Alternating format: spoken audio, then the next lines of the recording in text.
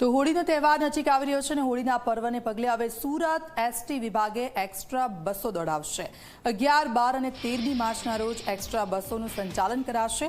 તહેવારોના પગલે 550 જેટલી એક્સ્ટ્રા બસોનું સંચાલન કરવામાં આવશે। તો દાહોદ, જાલોદ અને લુણાવાડા રોડ પર વધુ બસો દોડશે। ગુજરાત સરકાર તેમજ માનનીય વાહન વ્યવહાર મંત્રીશ્રીના માર્ગદર્શન હેઠળ સુરત વિભાગ દ્વારા હોળીના પર્વ નિમિત્તે એક્સ્ટ્રા બસોનું સંચાલન કરવા આવનાર છે। આ એક્સ્ટ્રા બસો તારીખ 10, 11 અને 12ના રોજ આ એક્સ્ટ્રા બસોનું સંચાલન થશે। જે હોળીના તહેવાર નિમિત્તે જે મોસ્ટ ઓફ છે દાહોદ, જાલોદ, લુણાવાડા, બારિયા તરફનું આ એક્સ્ટ્રા સંચાલન થતું હોય છે, જેમાં સુરત વિભાગ દ્વારા 500+ બસોનું એક્સ્ટ્રા બસોનું આયોજન કરેલું છે।